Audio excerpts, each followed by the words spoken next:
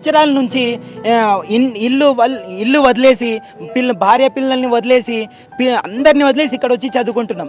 2022 జూలైకి వచ్చింది, ఇప్పుడు జనవరి 2025 వచ్చేసింది. దగ్గర 3 లక్షల రూపాయలు అయిపోయినాయి హాస్టల్స్కి, ఫీజుకి, బుక్కులకి. అది కూడా 2 సార్లు బుక్కులు చేంజ్ చేసినారు. అది కూడా క్లారిటీ లేదు. మళ్ళీ ఇప్పుడు వచ్చిన వెంటనే నోటిఫికేషన్ అని చెప్పేసి 7 నెలలు అయిపోయినా కూడా ఇంకా క్లారిటీ లేదు. సార్ మా ఆవేదన ఏమంటే మేము ఎగెన్స్ట్ కాదు సార్, మేము పార్టీకే ఎగెన్స్ట్ కాదు, నిజంగా చెప్తున్నాం సార్. మేము పార్టీకి ఎగెన్స్ట్ కాదు, మాకు నోటిఫికేషన్ ఇవ్వండి, లేదా ప్రైవేట్ జాబ్ ఏదైనా చూసుకుంటాం సార్.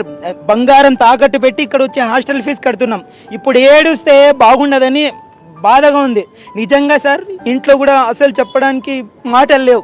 అమ్మ నాన్నలు కూడా ఏం చెప్పాలో అర్థం కావడం లేదు, భార్య పిల్లలకి ఏం చెప్పాలో అర్థం కావడం లేదు సార్.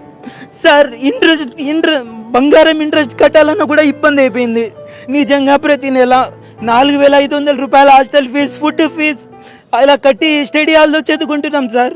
నిజంగా సార్ మా దగ్గర ఈవెన్ మొబైల్ బ్యాలెన్స్ వేసుకోవడానికి కూడా డబ్బులు లేవు. అప్పులు చేసేస్తున్నాం.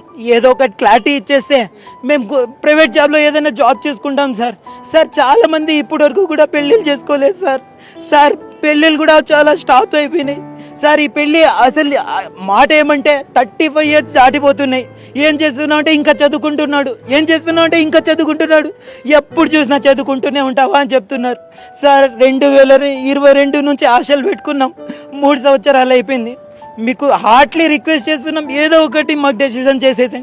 ప్రైవేట్ జాబ్ అయినా చూసుకొని బతుకుంటాం. చాలా అవమానాలు అయిపోయినాయి సార్.